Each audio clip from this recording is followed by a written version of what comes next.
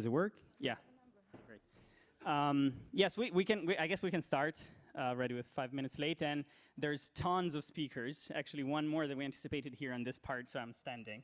No, so I would ask to start with the slides if possible. Maybe I can start like this. Great. No, the one before. Well, anyway, we can start with this one. Great to have you all here. It's the four of us here, actually, SDSN Youth, CliMates, Convergences, and Student Energy. What we have been trying to do to organize this session is to really have a different type of session that's not really based on a formal set of panelists discussing challenges to youth innovation, how to overcome them, but we really wanted to be a dialogue, really wanted to be a brainstorming. And so we thought, what better way than to have first young innovators telling not just their stories, but especially their challenges, what they need to reach the full scale of their ideas, of their solutions, and then to have public and private stakeholders really discuss how they can support that, where they see the highest value added in supporting youth-led innovation on energy and climate change. And we started that as different organizations who are all working on supporting other innovators, supporting solutions from young people, out of recognition that the skills and the knowledge and the enthusiasm are already there, and we just need to create better systems, better ecosystems where the different actors can really work together to deliver them. And so we did that, of course, in different ways. The idea which first prompted the side event is the Youth Solutions Report that SDSN Youth, as the Young Professionals Division of SDSN, is working on. Which is this report, which is both a physical report, but also a system of different opportunities that we give to our young innovators to implement or scale up their work. But there, again, the other organizers have other platforms, other initiatives that they are working on, and we're all, of course, equally driven by the same motivation. So I would really start with the innovators. What they're telling you will then be used to have a shorter round of comments from the audience. You see two microphones, so you can literally at the end of the speeches walk to the microphone, give your own inputs or thoughts, and then we'll bring other four speakers, as you can see, which we call experts, to the stage to elaborate on the challenges and to tell us what is being done in different areas of policy or in the private sector, and then what can be done more effectively. So I would start with Luca. Since we are one more than anticipated, I can simply sit as you, or whatever you like. I can stand and you talk while seated. Let me know. Okay, yeah, well then. Does it work?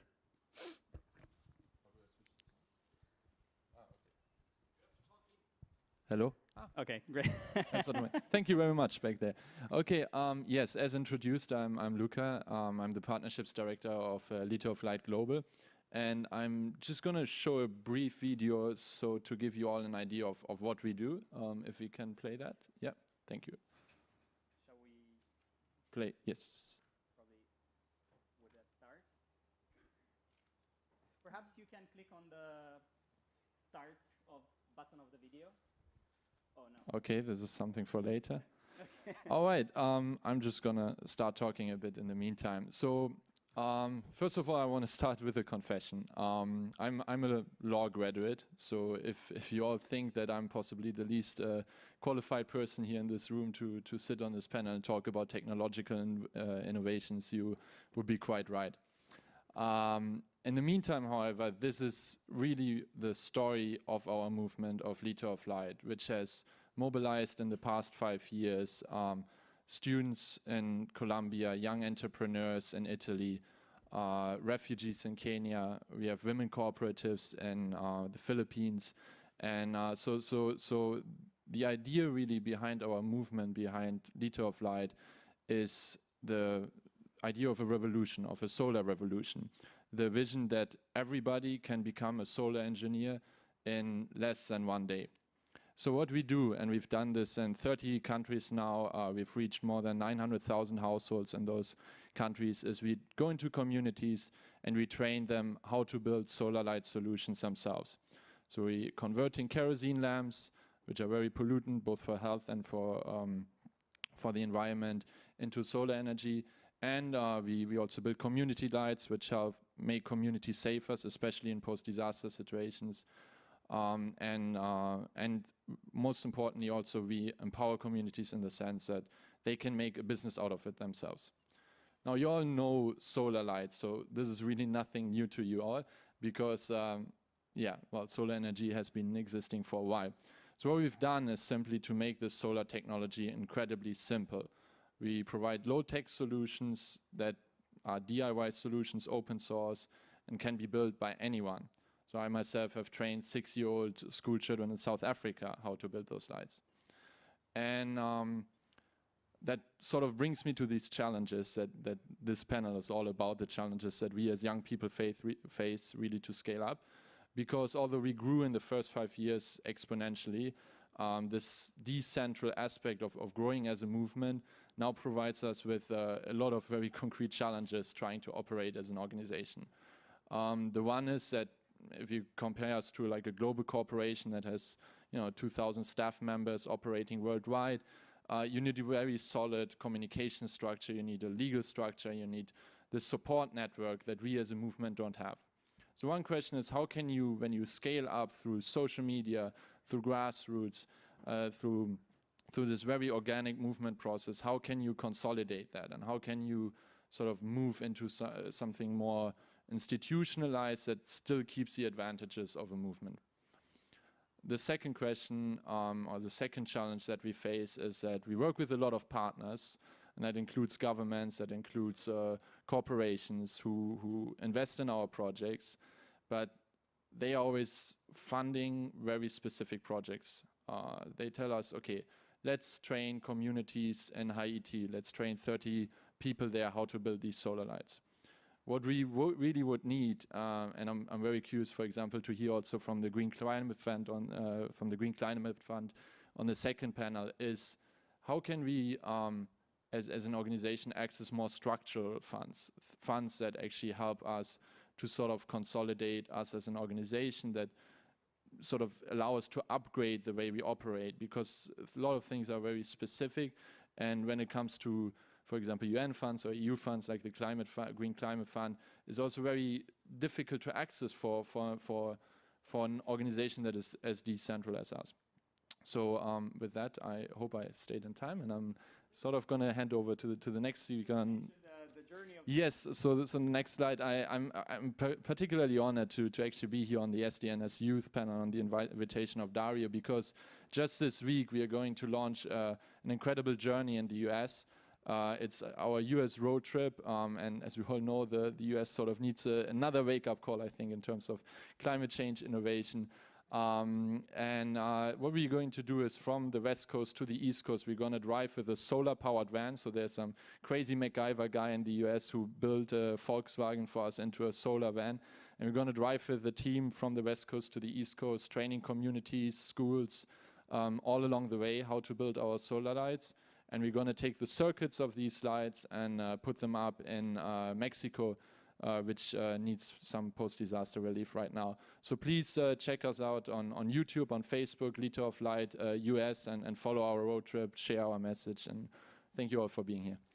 Great, stayed on time. I'm handing it over to Josephine.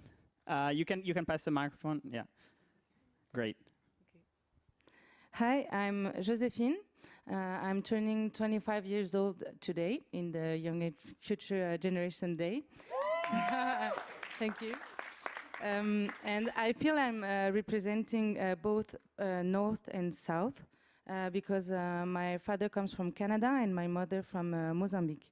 I was born in Sweden, so I'm Swedish, and I mostly lived in France during all my life. So I think I can say that I'm a global citizen and that one of the main challenges of my life is to understand that. And as I've seen since I'm a child the reality of the inequalities, I knew that I had to work on development.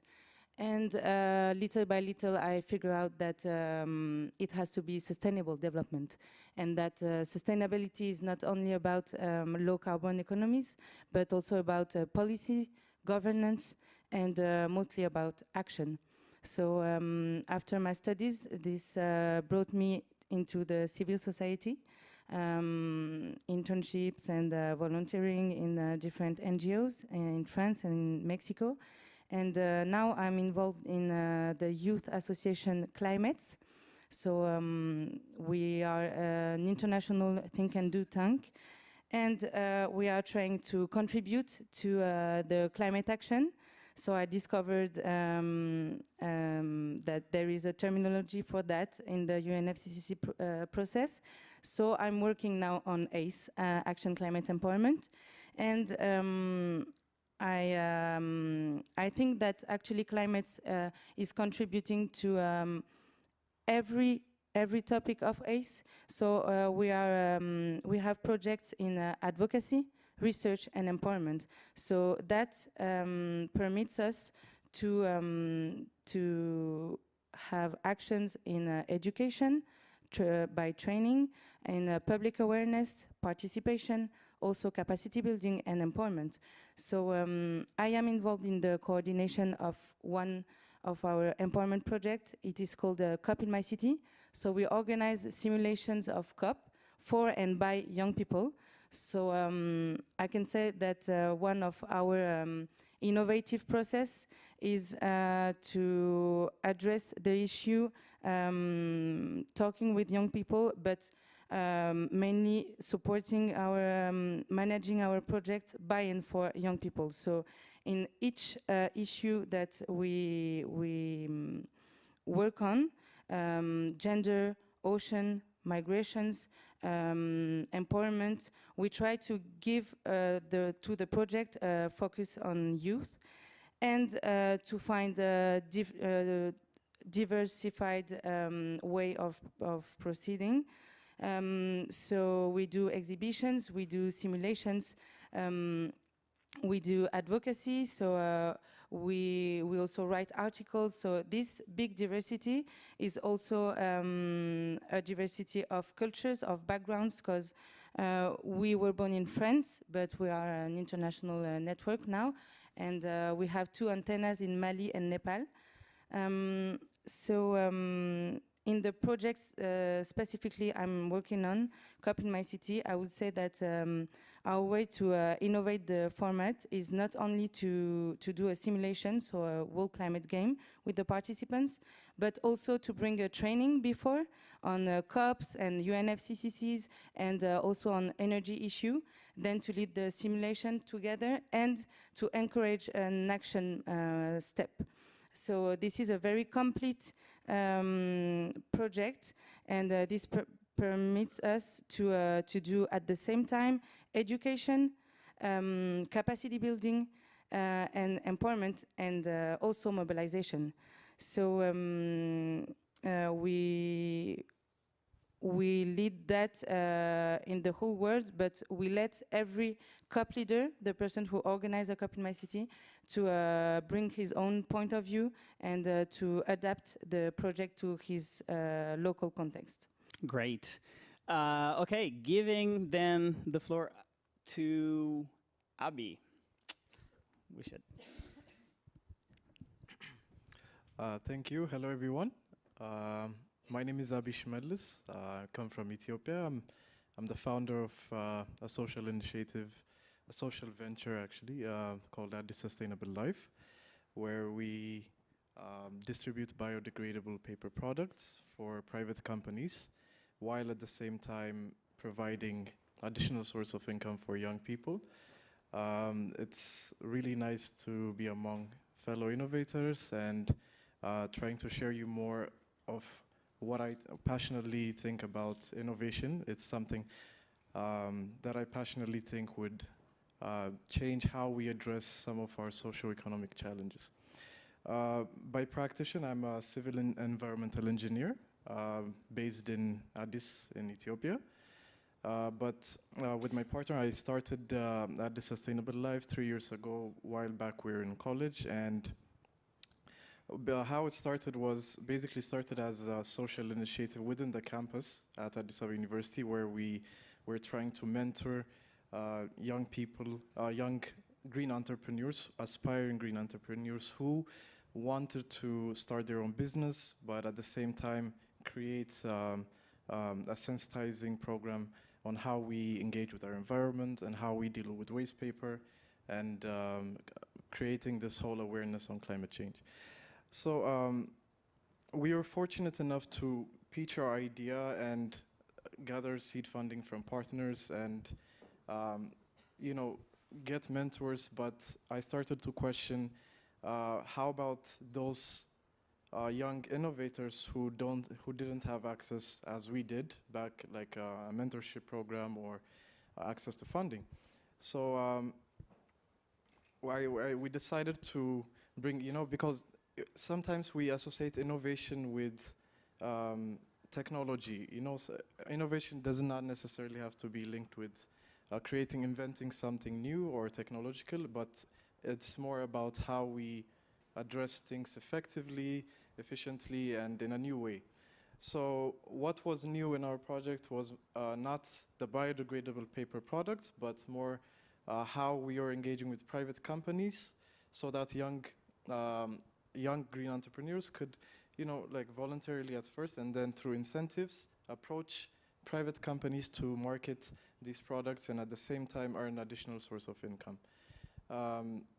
The other thing is, so we gathered those who were interested in this initiative and engaged them in this process so that they can start building up their own initiatives at the same time.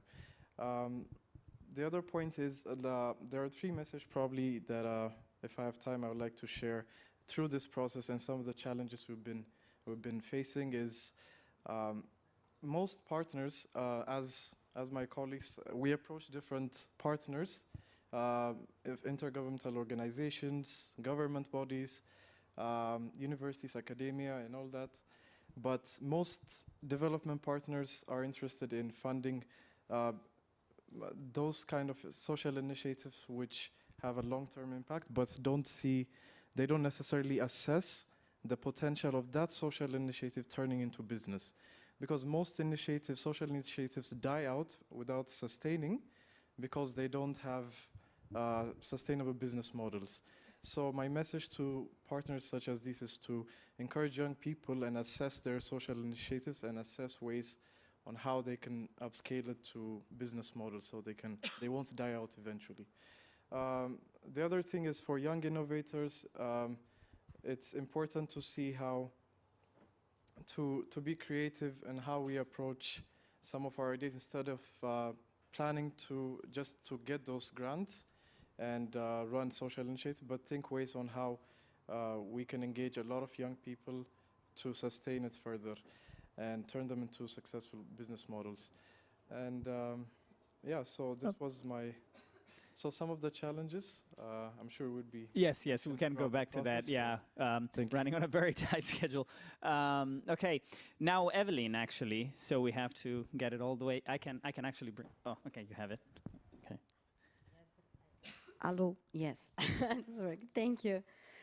So, hi, my name is Evelyn. I'm from Brazil, and so I'm talking on behalf of the Youth Climate Leaders Project. So this is just a project, so we don't have connection with any organization, but it's a project that I created with some friends from Brazil, but now we also have people from India and Israel in our team. And the idea, so we are a group of youngsters that work from some years with climate projects or projects related with youth and climate change. And we realized, especially following this kind of events like the COP, how we young people, normally we are here, we have brilliant ideas and initiatives, but how it's hard to put it in another level, so to go in one step away with our initiatives and with what we do, and most part of the time we are working or discussing what we do with air conditioner or heating system, but not outside seeing what is happening right now in the world and with climate change. And so the idea, the long-term projects have a 1-year exchange program with young people from all the world, but next year we are launching a pilot. It's a 3-month project with 35 young people from different countries visiting 5 countries, and so seeing exactly what is happening in terms of climate change in these countries, but not just seeing, not just a tourism to see what is happening, but also working together in partnership with local organizations, also led by young people, and designing projects together. So in the end, the idea is have this group of young people capacitated to understand better or to have a more deep or wide vision about climate change in the world, but also with a wide networking and working globally with local partners in different countries in the world. So the idea next year is to start in Paris with a theoretical part, with lectures, with researchers or with experts in this topic, and then go to Israel and Palestine to see things from the high-tech projects there to how environmental projects are one tool to conflict solving problems in that area. And then we are going to Jordan to visit some refugee camps and for they see how the changing of how the climate crisis also is already affecting the refugee crisis too. And then we finish in India. So also visiting some projects there related with renewable energies and sustainable agriculture. And the idea is all these countries stay 2 weeks there and then visiting projects, but also developing solutions and ideas with local partners. And also why we did that. So I think many people can see that, oh, amazing. So I want many people that we say about the project say, I want to go, so I want to take part of that. But it's not just about the experience, but it's about the work. So we really want to help to create a new generation of climate leaders, but we want them seen as a climate leaders. So our challenge nowadays, I think, is in the private and public sector, is like the young people be recognized as leaders, or innovators, or someone that can lead projects and initiatives. But so we are here, the generation that is going to have to continue working on that in the next decades. So it's time to have to identify the new young climate leaders and give to them opportunities in the public and private sector, giving them job and opportunities. Great, thank you, Evelyn. Okay, moving on to Wafa on the left, and yes, please. Thank you, Dario. Hello, everyone. I'm Wafa Ahmedi from Tunisia. I'm here on behalf of Raj Team Organization. Raj is the alternative youth network. We work basically in the Mediterranean countries. But for this year, we want to go a bit further and we go more concrete. We worked on projects on the national and local level. So Raj, we organize events in national level to implicate different actors, local actors, and the public institution and the other organization, Tunisian organization that work on climate change. Also, I'm the coordinator of the project A3C, as mentioned in the screen. It's the Season Adaptation to Climate Change project. It's a concrete project that treats the adaptation question in 2 local cities in Tunisia. This project is based on the difference, social difference between the 2 areas. It's based on the accompaniment of more than 14 seasons in each area on their environmental habits. This project implicates more than 20 youth leaders. We call them climate heroes. They are the volunteers of the project. They do the accompaniment of the citizen on matter of how their habits and how they may adapt to climate change through 7 themes, such as transport, link with nature, and consumption, energetic and water consumption. So the subject of this side event is the problem that faced during your local activities. Actually, we try to implicate all the actors in our activities, but each time we find kind of a hard moment with the public institution and to maintain our work. So we had a bit hard moment with the public agency to maintain the work of our project. And we had 2 forums to assist with to visit the area where the project is, to represent the project and the different themes that we work on. But each time they let us down, and they don't get answer our invitation that they already confirmed their presence and their assessment for our organization. But we still working on the project, and the climate heroes, they're doing a great job through a questionnaire, and that had a place in the summer, and I believe this in August. As a result of the questionnaire, we had the good practice guide that is elaborated of the environment and climate team. This guide may help the citizen of the 2 areas, Goulet area and Marsa area, for a better and an alternative habit to try to face climate change effects. That's it. Thank you. Thanks, Wafa. And yes, please clap your hands. Sorry if I'm just trying to. Okay. Dominique. Hello, everyone. My name is Dominique Souris. I'm from Canada, and I run the Youth Climate Lab.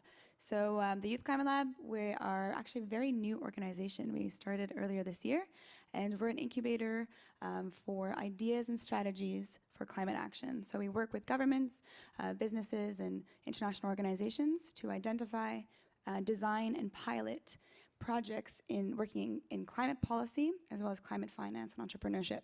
So our type of innovation is very much in the climate policy and entrepreneurship spaces. So that's what I'll touch on today.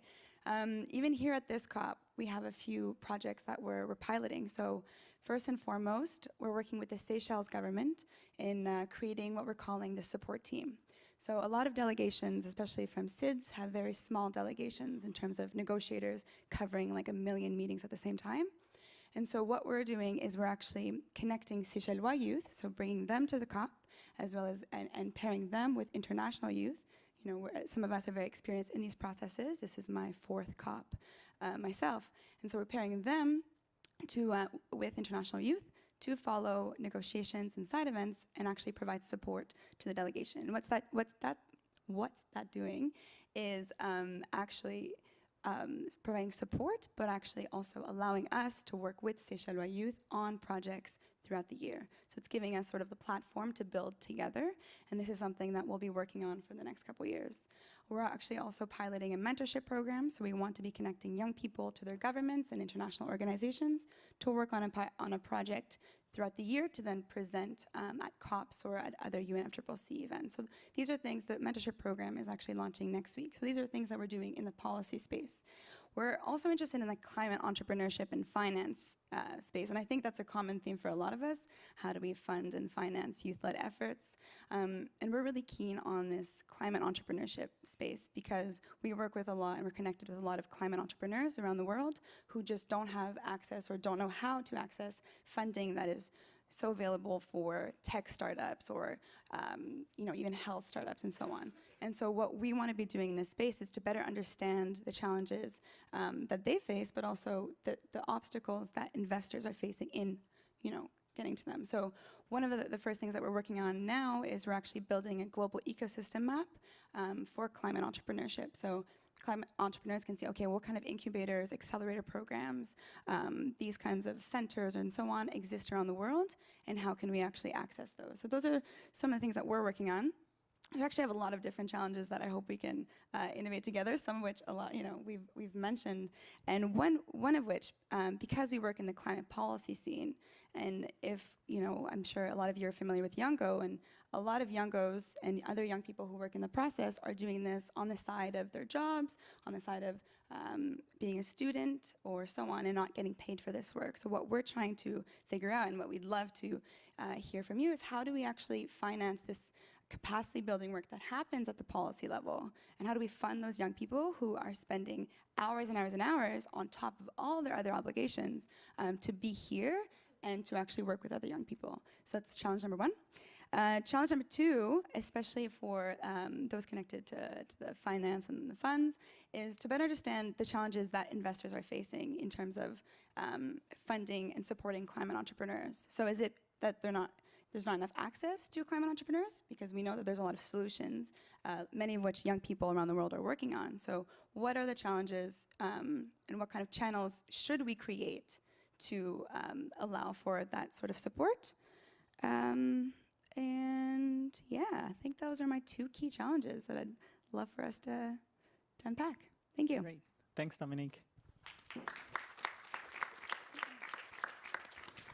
Great. So we're moving on to Pramisha. Hello, everyone.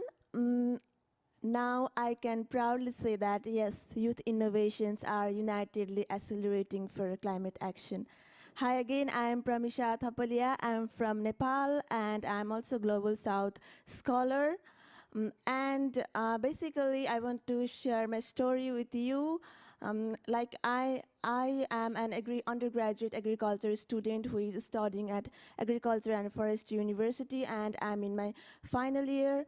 And when I started my undergraduate agriculture course, then only I began to become aware of the environmental problems on agriculture and the climate change issues.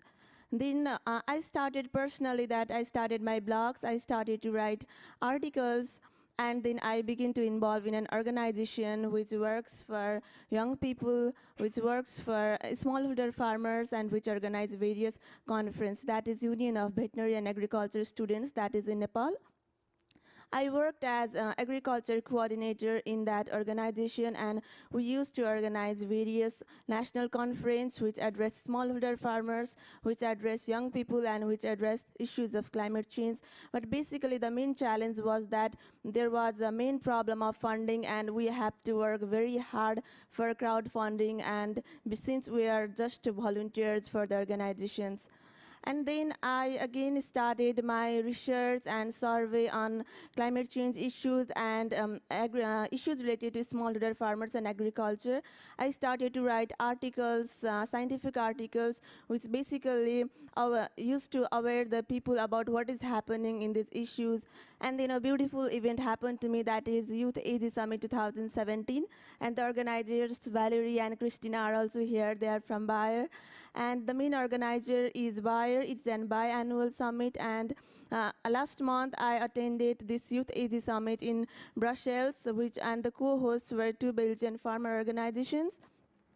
1,400 young people, young innovators from 49 different countries were there to share their stories and to grab some innovations and to share their stories with other young people from around the world. And we were so inspired and motivated by other young leaders are from around the world, from Hugh Evans of Global Citizens to Professor Luis Fresco from Wageningen University. And we were motivated by the works of our YAS alumni. After attending Youth Summit of past years, they began some entrepreneurship programs, and we listened stories from permaculture to the stories of educating the young children of Madagascar, Africa. And then there was another thing that was so beautiful about the event, that we developed 3 little things that we can bring back to our home country. And the most important part was we developed 10 innovative youth-led projects that address to feed the hungry planet. And Me and other 10 young people from 10 different countries, we developed CliMates project, which is an application that is app that we can use from smartphone. The CliMates project basically have four major criteria, that is problem, practice, teach, and feedback. It helps smallholder farmers to know about what are the weather forecasting and what are the systems that are happening in climate areas, and how they can cope to strengthen their farming practices without reducing their productivity. And yes, CliMates, we are working to start our project, and yes, CliMates will be one of the building blocks to accelerate climate action. And youths are stories written with the letters of innovation. Thank you. Great. Thanks, Parmisha. Okay, so last but not least, we have a surprise. So I don't have, in the sense that I don't have the slide with your name here, but it's Lise with us. She's the French youth delegate, and so I'm glad actually to give the floor to her. Yeah. Hello, everybody. So I'm Lise Tranfin. I'm the French youth delegate, which means that I'm the youth representative within the French delegation. And so this is my third session of climate negotiation. And I've been volunteering in my life before, but I wanted to do volunteering for climate action at a more political level. So this is why I chose to participate to the Youth Delegate program. To give you a bit more content, the Youth Delegate program is a United Nations program, and it is a program which goal is to promote the participation of youth during the negotiation. And for example, during COP21, there was 26 countries that sent youth delegates. And in France, we have this program since 2009, since the COP of Copenhagen. And so each year, France is sending youth delegates integrated within the delegation. This program is interesting because first, this is an opportunity for youth to have a voice in the negotiation, and we can defend the interest and explain the priorities of the youth to our delegation. But the second point, which is also interesting, is that this program has been created in France with a cooperation with civil society and the French government, the Ministry of Foreign Affairs and the Ministry of Environment. And so there's been like really a cooperation between these between two associations. So this is CliMates and the REFED, which is the French network of sustainable students sustainable student. And so there is a continuity process to try to improve the program. But we are also facing challenges. So the first one is that we are trying to find a solution to convey everything we are learning here when we are back in France to the French people. Because first, it was only youth delegate going to COP, but when we are going back home, there was nothing done. So what we are trying to do is building a continuity between the COP. So we are trying to inform French people about what's going on during the negotiation by writing some articles, but also doing some videos and sharing in social media. And we are also trying to sensitize people in France by organizing some conferences or debates, and also tools such as COP in My City, so climate simulation negotiation with CliMates. The second challenge we have is that we have a problem of capacity building in the negotiation, because when you are youth delegate and you come here for the first time, you are a bit lost. So we implement a junior-senior system. So the senior youth delegate can train the junior youth delegate during the first year, so he's not too lost when he arrives here. We would also like to improve the way the youth delegate is selected, because now this is a decision of the two associations, CliMates and REFED, and of the two ministry. But this is not really a real election, so we'd like to organize some kind of election campaign so that the youth delegates has more legitimacy to represent the interest of French people. And the last challenge we have, as many people here, is that we do not have funding. So we are looking for some with CliMates and the REFED. And yeah, this is, as Dominic said, a bit complicated because we have to come here with our own money. So this is a big issue of this program too. Thanks. Thank you so much, Liz. Okay, so I'd say let's clap our hands. And unfortunately, I have to invite our fellow innovators to get off stage. And yeah, we're opening it up to a round of comments. In the meantime, I can ask our other speakers to get on stage. And what we would really like now is to have not necessarily questions, but more like comments on what has been said, but also on these questions, really. Like think around these points, which are for us the most important points, and the reason why we convened experts actually here to also from different sectors to actually try to unwrap some of the challenges, try to really come up with some ideas or solutions. On stage, my fellow moderators, we're going to sort of continue the conversation from Victor from CliMates and Meredith from Student Energy. And please line up and come up with some questions or comments, and please keep it very short so that we will move also to talk to our speakers. Hi. Wait. So one burning matter for me from all of those that was speaking is, well, the funding is very clear, but also how can we build synergy between our movements and initiatives and so on. And this is the thing that I can bring as a practical example. In Brazil now, the European Union has come up with some funding for networks where they invest in organizations to come up with networks and trying to present for funding together to try to build up synergies between them, and also giving opportunity to those that are not formal organizations also inside of this opportunity for funding, which is very related to young people.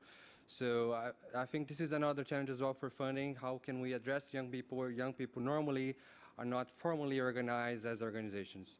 So that's my contribution. Thank you. Thank you. Someone else who wants to say something? Okay, we can, yeah, so then we... Am I allowed to ask a question? Yeah, sure. So hi everyone. So my name is Patrick Spicer. You're going to hear me talk in a couple of minutes, but so I'm representing the Government of Canada. I'm a part of the federal negotiating team here at COP23. And I was listening to all of these excellent presentations by our youth innovators here today. And a question that I want to ask everyone here, and I'm kind of afraid to ask this question, I think, because I think I might start a really long conversation that might throw us over time, but I'm going to ask it regardless. And so many of you identified these very diverse challenges that you face. And so what I want to know is, from your perspective, talking to me as someone who's representing a government, is what can we as governments do better to help you address some of those challenges that you identified? So, thanks. How much time do you have, Patrick?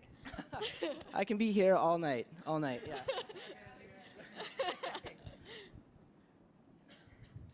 yeah. Anyone else? You can also, of course, come up later on as we continue the dialogue, so feel free. Okay, so then I will probably very briefly, or if you want to, or maybe I will as you prefer. Oh, I could just give a quick introduction of myself, absolutely. and then we could go down the line. So I'm Meredith Adler. I'm the Executive Director of Student Energy.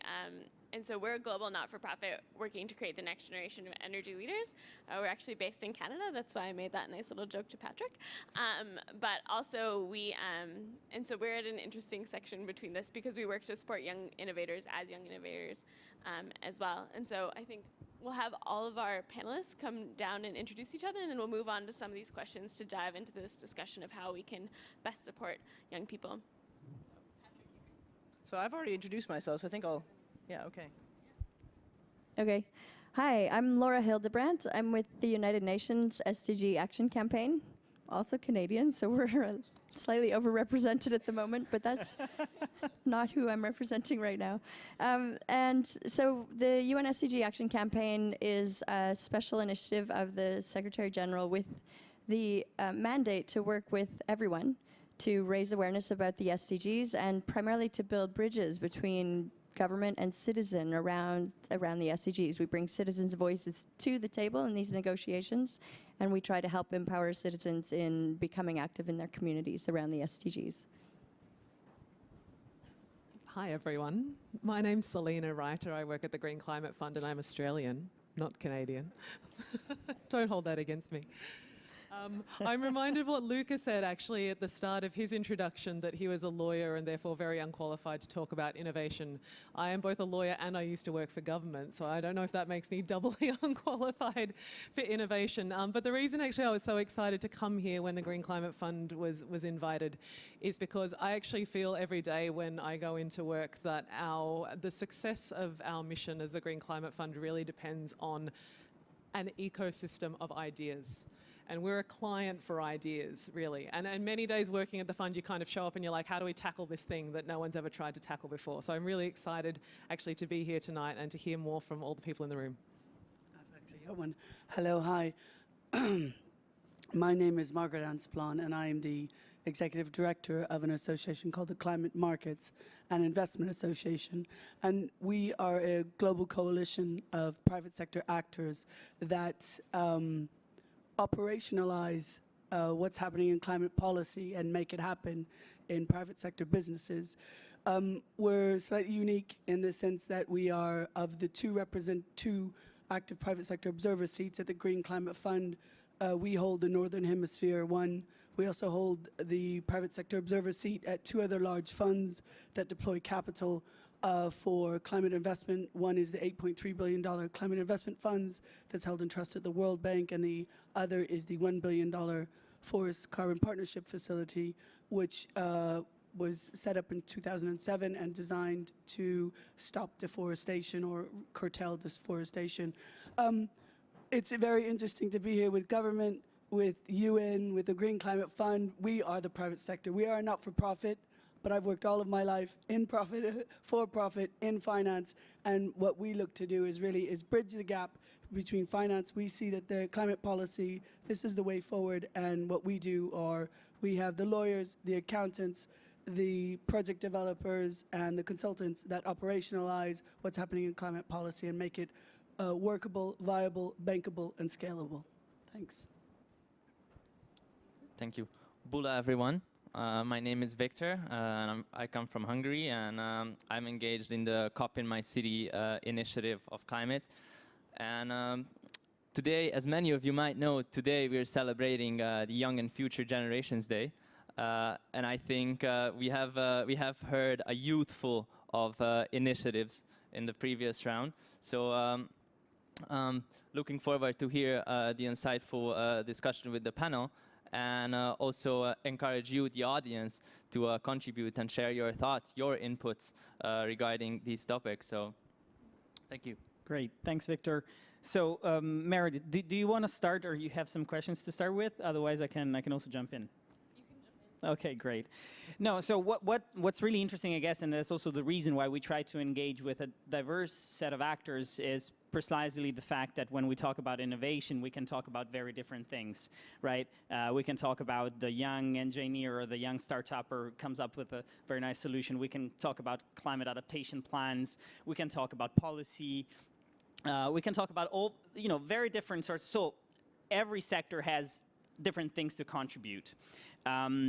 But first of all, I'm interested in two things, I guess, which I would like to hear your thoughts on. First of all, is this type of innovation different from innovation in general? Why do we have to focus on youth-led innovation in the first place? What brings in terms of added value? And if there is a value in focusing on that, where is the gap that we need to really bridge first? Where do you see the most added value? We've heard a lot of focus on capacity building. We've heard, of course, need of funding. But of course, there are different ways in which different actors can contribute. So looking forward to hearing a bit of your thoughts there. And as of the others, feel free to jump in. Whoever wants to start.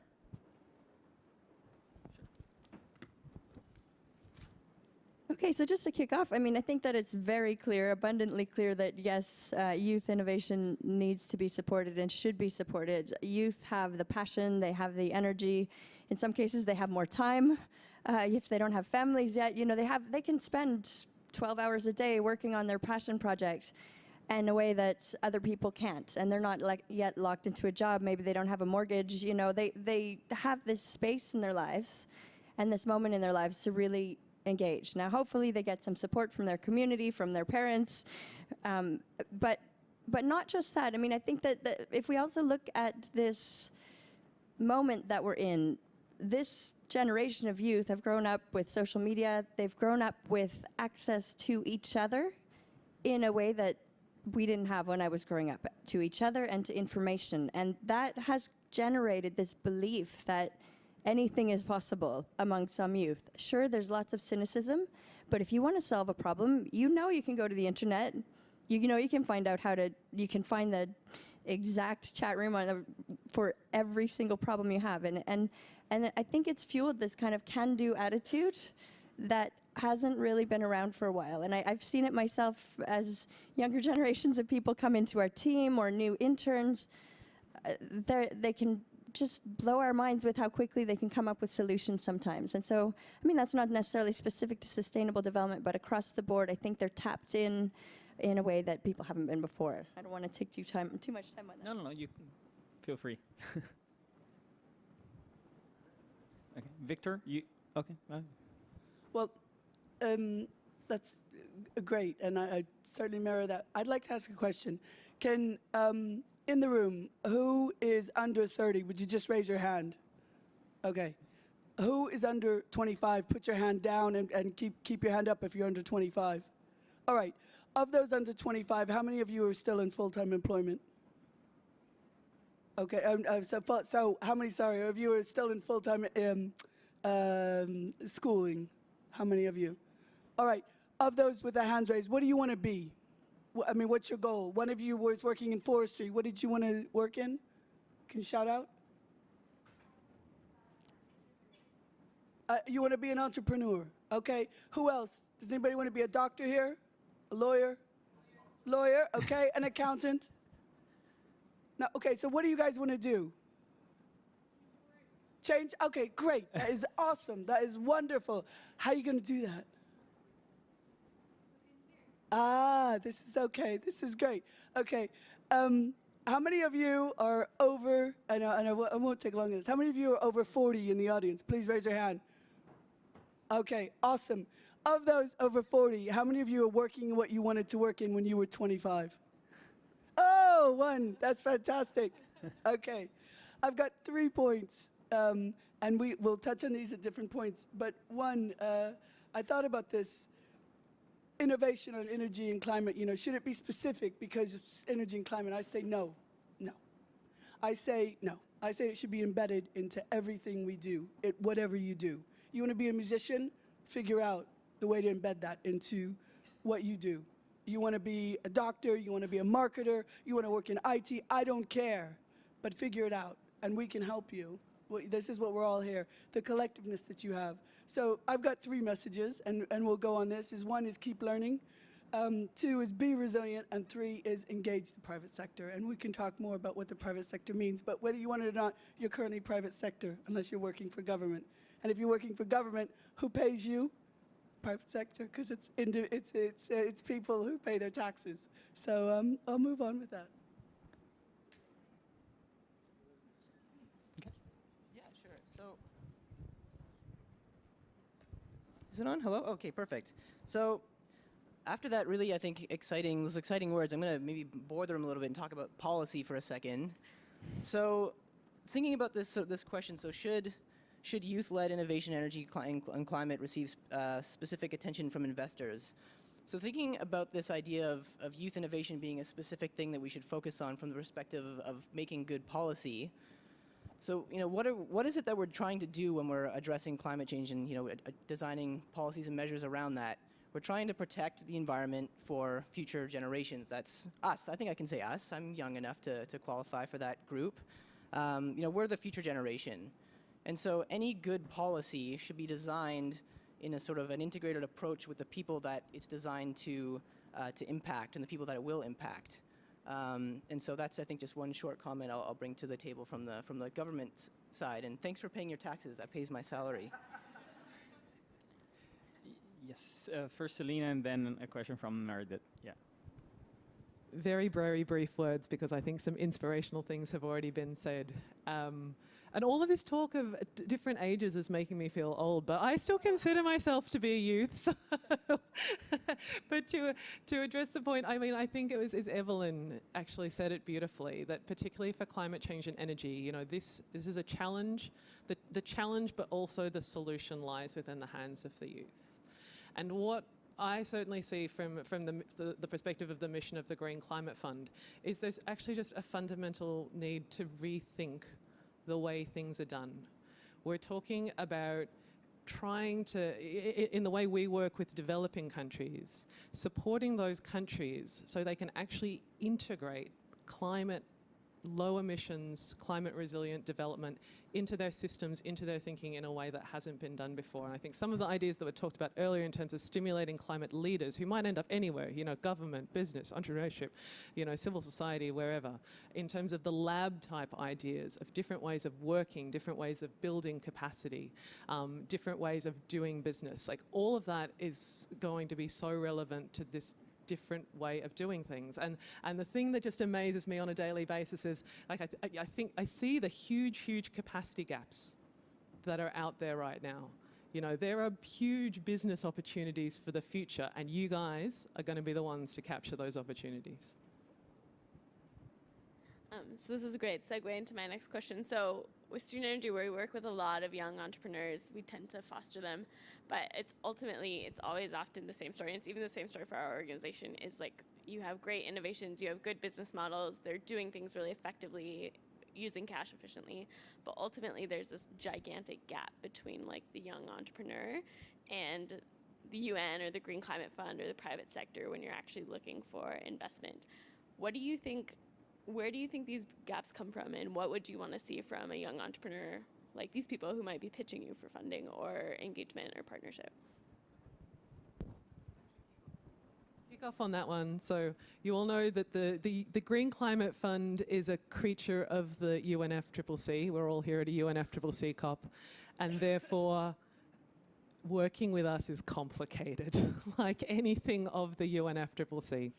So our mandate is to work with developing countries in the main. We do that through our partner organisations called accredited entities. So it's not easy for us to invest directly. We don't really have the mechanisms to invest directly, in new small businesses. But that's not to say there aren't ways to engage with us.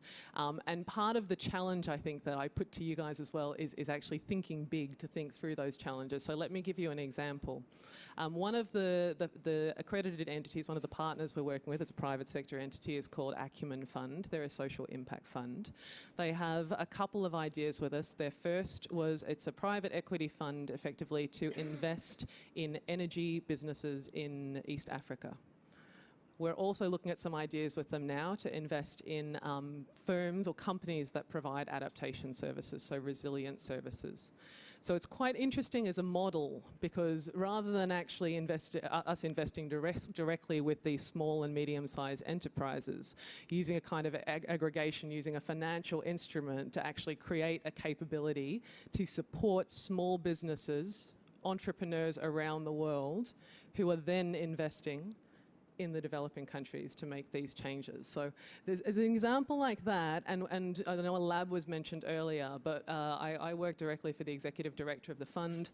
One of the things he says is, like, one of the best things on the climate finance landscape is the climate finance lab.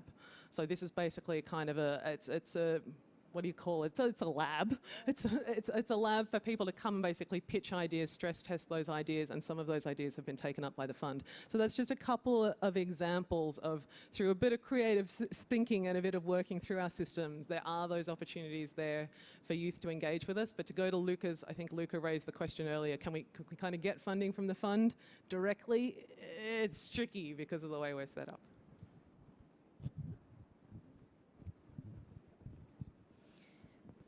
There's a lot of emphasis in these discussions placed on funding. And I mean, I think that obviously it's a question that's important to everybody. How do I get funding to come to the COP? How can I get funding for my project? I'm going to touch on something that's related, but I think one of the challenges that we have, we try to open spaces for innovation, for youth, whether we're a climate fund, whether we're the SDG Action Campaign. Yes, sometimes we're complicated to work with, but we've also faced the challenge where we sometimes have a really hard time understanding what you're trying to say as youth innovators, and what is your pitch exactly?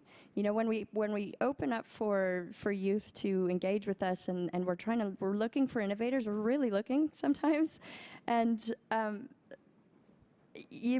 can't emphasize enough that sometimes it's helpful to work on your elevator pitch. What's your pitch? You've got 1 minute. And sometimes that's all we give you. Sometimes we give you 100 characters. You know, you really have to work on your pitch. And if you can't communicate what it is that you're doing that's innovative, that's interesting, that's important, that's impactful, I mean, you know it's important. You know why it's important. But sometimes you have to assess yourself critically and understand whether or not you really are getting your message through. And test it again and again and again. Test it on everybody you know. And if they don't get it, then it's probably going to be quite challenging for you to get to the next level with what you're trying to do. And I'm not trying to discourage you. Quite the opposite. What I mean is there are spaces that are opening up. I think that the UN and others are becoming more open to youth. It's more institutionalized across the board. We have youth engagement people on our teams. But sometimes we're trying, and whether it's a language issue. And so if this is not your forte, you know, because maybe you're really a project person, you're really a networker, try to bring on some skills from other people. Try to bring in a team, bring in communications people, actually test yourself out against some journalists, because your pitch is critical. Is there any question? Great. I'll add a very quick thing, which probably, you know, later on together with the others, it'd be interesting if you can comment upon. Given this emphasis on, you know, skills, and, you know, it can mean different things. Let's say in investment readiness in general, whether it's the capacity to do impact assessment, whether it's, you know, sort of financial planning, whatever it is. What do you make of acceleration programs or of investment readiness programs? There's been, you know, more and more around. What do you think, how they can be made more effective, how we can avoid dispersion? Because it seems like now it's, of course, the word of the day, because that's what we're trying to bridge, the gap that we're trying to bridge. But it's really important to make these things effective and to make them serve the purpose that an investor or another entity is looking for. From there, yeah, great. It's very high for me. So just a comment about what all of you said, but especially what Laura said right now. I think one challenge for both of us, and also answering what Patrick said, is how we can reach more young people. I think all of us here, we are quite of privileged people that can be here, travel abroad, speaking English, very cool. So, but when you talk about elevator pitch, so most part of the young people that I work in Brazil, they have no idea what is that. And they never learn about that. So they don't know what are the organizations that you are representing. And I think the challenge for you is how to reach these young people and how they understand what we and all of us here are doing. That's one challenge too. So I think it's not just about having access to funds, so following the rules that you created, but also how are the new rules to guarantee that more people, more young people can apply, can participate, can understand what is that. I think that's the challenge. I think there's some organizations already trying to create different ways to funding youth initiatives. So it's about bureaucracy, and also to understand so the another side. So we are not speaking the same language sometimes, and how we broke that. Thanks, Evelyn. Yeah. Yeah, so it's more common as well, but I really want to say this. I work with Bertrand Piccard, who created Solar Impulse, and so he went around the world in a solar plane. And he's got what a lot of young people don't have, and I think it's even more important than funding. It's visibility and contacts. And so he was creating an initiative called the World Alliance for Efficient Solutions, where he makes people benefit from his communications, from his visibility, from his network, because, and so we have, within this alliance, we have big corporates, we have investors, we have people that want to change the world, we have young startups, and we feel that exactly what you said.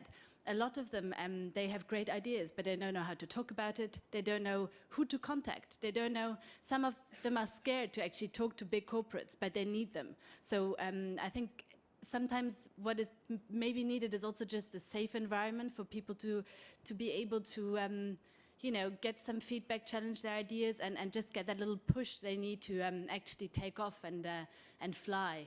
And these solutions, we need to use them. There's so many of them. It's amazing, and people don't talk about them enough, even here. Thank you. Thank you. Abby, yeah, I'd say Abby, then if there's no more questions, then we can take the last 15 minutes to reflect on these points. Great. All right, so just a follow-up with what has been said with the past two comments. I think we need to be more realistic in how we, you know, it's true, it's about how you pitch your ideas, maybe how you connect with who's really doing, who's impacting their work. But let me give you an example. In Ethiopia, there are only 2 incubations. One is in tech and one is in agribusiness. And some of the criteria this donors or partners or equity funders are providing is too complicated for, let's say, the farmer, young farmer, to access that internet, understand the criteria, and then apply. But the ones who have access are the ones most probably doing this. So it's more about being realistic in who we approach and who we avail the information to. So just to comment on that, thanks. Great, thank you. What? Great. Okay. Just because, well, again, I'm Luciano from Brazil, CliMates Brazil. So trying to reach out again about how can we change how we create a fund. And again, an example of European Union, who created a fund, demanding that people present it together, because one of the things the funds create is competition between us. So demanding that people come together. Also, they created a criteria where big organizations will have to help small organizations that are not organized by a number in their country, or movements, collectives, also to help to get to those people that don't have the information to know, to understand what our criteria are, but to work together. And also, maybe another idea is to looking actively to crowdfundings. For example, I and my colleagues, we are in 5, we came here by doing a crowdfunding campaign. And so try to match fund those crowdfundings, because we got the funding like in the last few minutes of the crowdfunding, otherwise we're going to be lost everything, and all the money will come back to the people that helped us to get here. So maybe you don't have all the money, but if you are looking for those people that are already getting the money, are almost there, try to do the match funding, we'll be helping a lot more people. Thank you. Luca. May I? Yeah. Okay, so this is actually a bit low for me. Yeah, so hi, Luca again. I just wanted to take the chance to answer to Patrick, who mentioned earlier, so what sort of can governments do differently and so on. And maybe it falls a bit out of the scope of the discussion we have, but I think when I talk to young leaders, but also when I talk to government officials, I think there has been a lot of good stuff going on in the past years and maybe even decades. But I think we are down a very dangerous path where we mistake youth access with youth influence. I feel that there's sort of a lot of advisory roles and a lot of delegate positions and so on being created for young people. Also the amount of participation at COP of young people sort of increasing. But participation does not equal influence, and I think it's very important that governments hear that, and that governments don't just engage youth, but that they actually follow and act up on what youth is saying. And I think also as young people we have to be really careful watchdogs. Like we're sort of happy, yeah, we had COP and it's great we had COP, but you know, what's really the result and the impact that we're having? I think we have to be very careful. And yeah, to I think Margaret and Selena it was, yeah.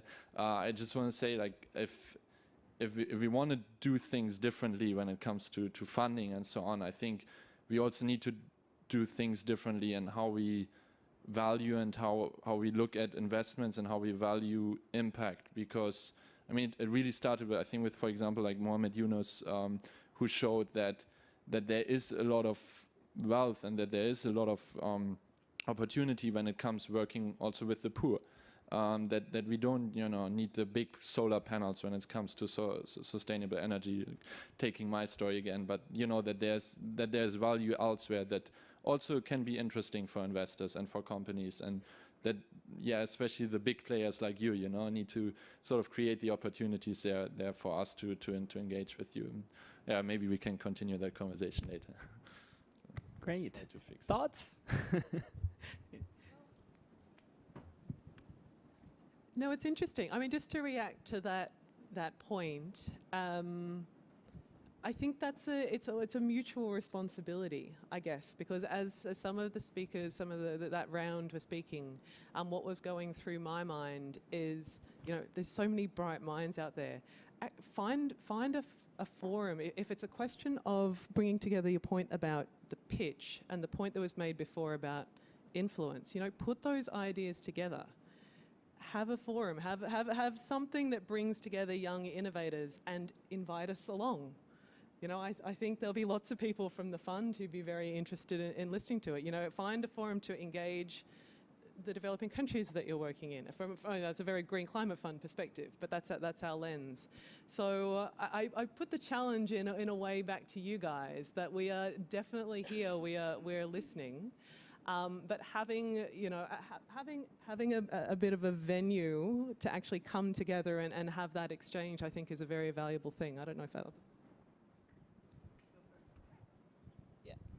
Yeah, I think that's a good point. And so I'll just to react to this idea that was raised, which I think is really important, that participation does not equal influence. And you know, coming at it from a government perspective, I definitely recognize and I agree with that. And I think, you know, when a government engages with youth, it can't just be about ticking a box, and it can't just be about listening. It also has to be about actually hearing what you have to say, and that having your ideas actually reflected in the policies that we ultimately produce. And you know, I think we can certainly improve our ability to do that, and I think we are getting better. And just as an example that I can, sort of a domestic example that I can give, in terms of how the government of Canada is actually taking the youth voice and actually integrating it directly into the policy making within a department. So I work for our environment ministry, and we actually have a sort of a whole youth framework that was designed by youth for youth to actually directly influence how the department engages with youth in Canada, but also around the world, to influence our policies and to actually take those ideas into action. So again, we can always get better at doing this, but we are working on it. And also, so just to also throw, I think, something challenge back out to you. So when it comes to influencing government, sort of picking up on this idea of improving your elevator pitch, you know, you certainly have to, when you're promoting your ideas, know your audience. And speaking to an investment fund is very different from the language that you need to use if you really want to influence policymaking. And so you need to learn the language of government, which is full of very complex and sort of like a black box of jargon. You know, but if you want sort of governments to take on your ideas, just really think about how to tailor your message to that audience. Yeah, that's great. Thank you. I just wanted to, come back on the influence and propose to you. And I think what I've heard from a few people is you don't know what you don't know. And that's very true. So that's why it's really important, wherever you go, whatever you do, to build your networks. And your networks, not just of your immediate circle, but outside, the things you don't know, and influence. For example, there's a bingo, which is the business and industry NGO, meeting every morning at 9 a.m., from 9 a.m. to 10 in room 12. Come along. We need some young people. There's far too many old fossils in there. Come on in, okay? So please do my organization, CMIA.net, sign up for my newsletter. I don't do it all the time. I don't have a youth thing. But you know what? If you come up towards us enough, then we're going to create, and we're there with the Green Climate Fund, and who knows what can happen. I can't, that's not my remit. That's not my job. My job is to look after our organization. And your job is to build connections and networks. And we can help influence, and we can certainly help show you the way. I don't know if you realize that the way that most people get their information are two ways. One, they have a problem, they Google it, exactly what they did. Google it, and then you get lost and confused, and you're like, it's like at university, you think if I just read one more paper, I'll be okay. No, you won't. And then what they do is they have their 5 friends. I know, listen, I worked in finance for years. I decided to retrain back in 2010, and I wanted to work in environmental finance. I went to the London School of Economics. I was the oldest person on my program. I wasn't on Facebook. That's the only way things out. I didn't have Moodle. I'd never worked. The internet didn't exist when I was at university. So my point is I had to learn a brand new language. I had to, I'd carbon sink. I was like, what the heck is this? I've never heard of these things. And I had to retrain. And that's why I say keep learning whatever you do. And what I'm saying is live your moment and learn and be resilient. Don't think that you can't do it. Don't think you don't have the funding. Okay, you can. It's the easiest job in the world to pick holes and say a problem. Are you going to be part of the solution? What can you do about it? And who do you know? And don't give up. And that's what I'm saying. And that's why I say build your networks. I don't know you. Come get my card. Send me an email. Hassle me. Hassle all of us. What I'm saying is don't give up. And what you want to do, absolutely. The thing is investors are not interested if you can't speak their language, if you can't be succinct, if your business model doesn't make sense, and if it doesn't make money. It just doesn't. And it's not just a dirty word saying that, because yes, there are some people that they're happy to, it just has to at least wash its face.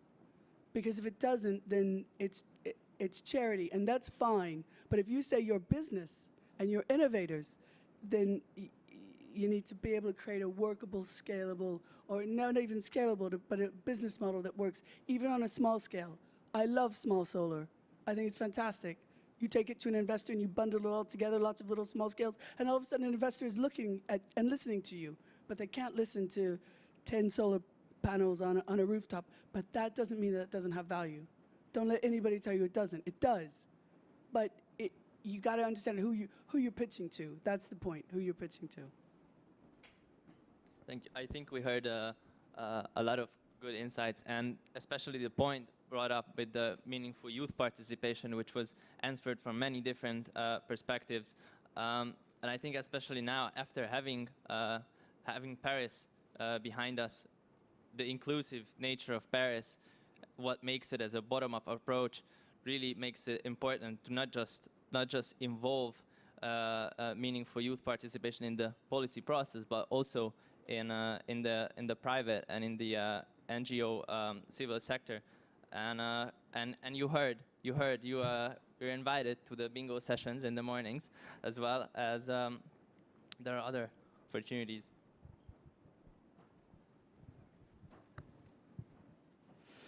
Thanks. So at the beginning I mentioned that the UN SDG Action Campaign is about building bridges between civil society and the United Nations. And indeed, we all face these challenges. We know the United Nations has been this impenetrable, very difficult to understand institution. Even though you've all taken your time to be here, I've met with very experienced people today who have brilliant, innovative projects which are already very successful, and they come here and they're like, I have no idea how to approach the United Nations. I have no idea how to get there. So I'm just very quickly going to introduce a couple of the things that we do that are trying to build these bridges, if I may.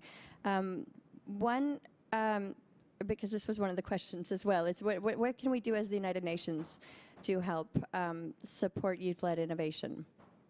So one, I think, is support for raising the profile of what you're doing, is selecting some winners. And, we've seen a lot of these challenge awards come out. The MIT is a brilliant one. We've got Momentum for Change. Ourselves at the SDG Action Campaign, we have the UN SDG Action Challenge Awards, and they'll launch in a few weeks. And And the idea behind these awards is to find the gems out there who may be starting really small, but by recognizing them, we can build their profile, maybe even in their own country, start connecting them with their own government, start connecting them with private sector so that they get some visibility. That's one.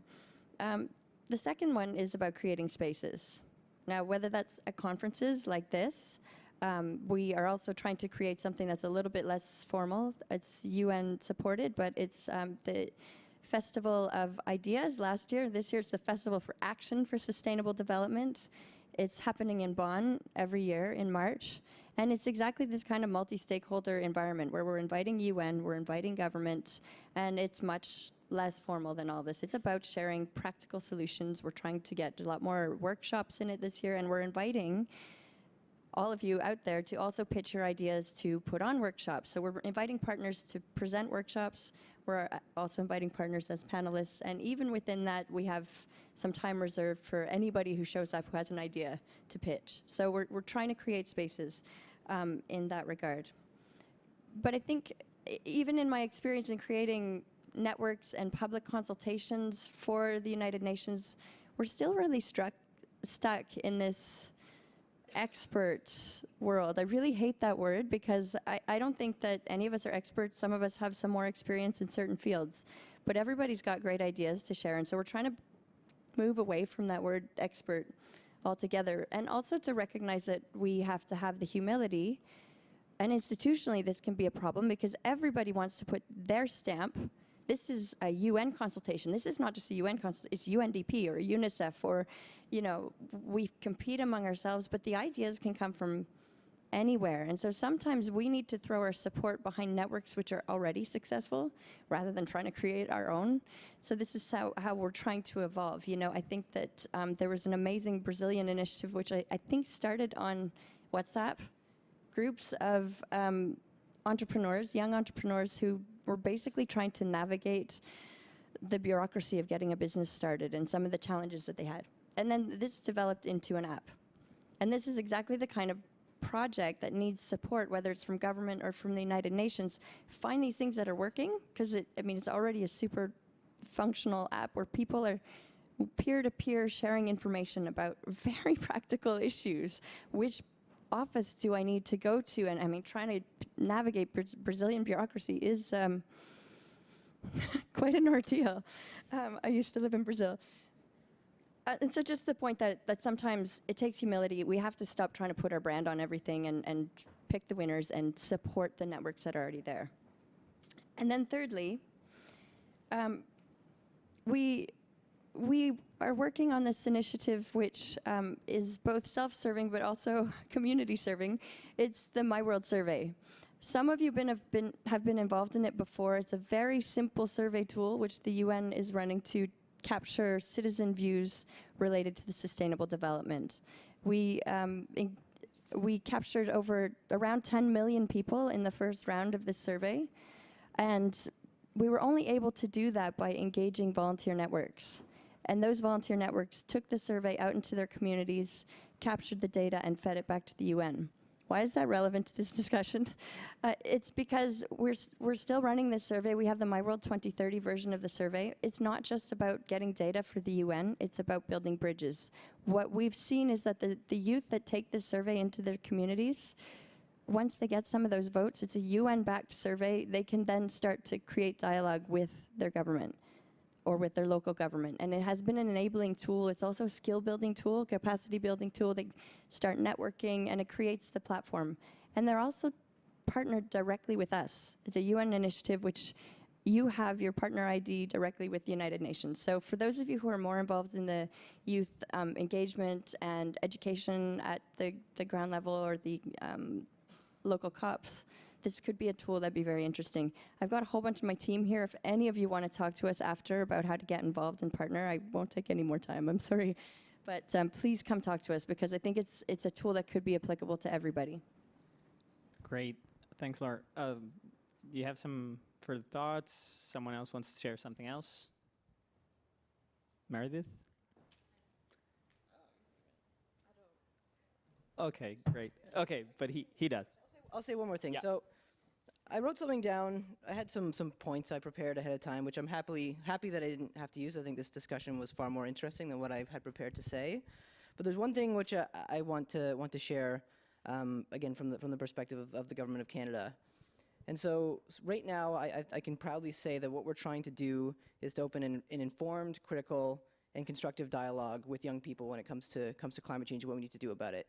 And in my points, I specifically underlined and bolded the word critical, because I think one of the most important functions that young people play, especially vis-a-vis government, is you challenge us. You ask the tough questions. You sort of demand why we do things and to justify our policies. And I think that that's how we make or find better solutions. And so I really encourage all of you to continue doing what you're doing, because it's that critical part of the dialogue which is really important. Great, thank you. Yeah, I just want to add maybe just 10 seconds thing. And it kind of relates to what us as SDSN youth do, but I guess, you know, more or less each one of us. It's to really, you know, move on, and it relates to the point on participation as well, really trying to move on from the point of recognizing here and there to creating an ecosystems where we're really able to have these discussions all the time and to co-evolve basically, and you know, improve the effectiveness of the mechanisms that we have for supporting youth innovation. One thing that we're doing, improving the first edition of the Youth Solutions Report, is to bringing in our database of solutions, all those projects that get presented at innovation prizes, at contests around the world, which maybe have that just that one chance. Maybe they win the top prize, but it's like $10,000, but then they don't have access to further support or to the ecosystem that they need to thrive. So I really think that thinking in this kind of constantly evolving complex system thinking can help us create a constant opportunities that's not just one speech or one prize or one opportunity to be here. And I hope that's what it leads us to do in the next few weeks and years as we build also some relationships from this conversation. Anyone else who wants to say something? Otherwise, okay, yeah, sure. Hello. I'm a volunteer here in COP. I wanted to volunteer because, yeah, all the world leaders are here and I wanted to meet them. And so we know what we have to do. We have to go away from fossil fuels. That's pretty clear. We don't have to discuss any longer this. The solutions are pretty clear, and I see you here. You are a delegate from Canada, and I saw also somebody from France, and you are clearly really young people. So what I'm like expecting, or I will wish that you do, is like push your delegations, and not just your delegations, but also other delegations, to go away completely from fossil fuels. And that means, for example, subsidizing fossil fuels. It happens, and it's going to happen, and it's happening this year, and it's going to happen next year, and the government of Canada does it, and France does it. So there's pretty clear solutions that we have to go. And for example, why not to push that from this COP, let's say Canada says, okay, from 2018, no more subsidizing fossil fuels, just subsidizing clean energy, and a share of that has to be for young people or young companies. Something like that. You have a really good opportunity here to be a delegate in a country, in a scenario like this. So it's also a great responsibility. And yeah, that's what I wanted to share with you. That's probably one very big policy innovation. Okay, thank you all. It was a pleasure actually to have this discussion. And thanks to the speakers, thanks to the innovators who spoke earlier. Thank you.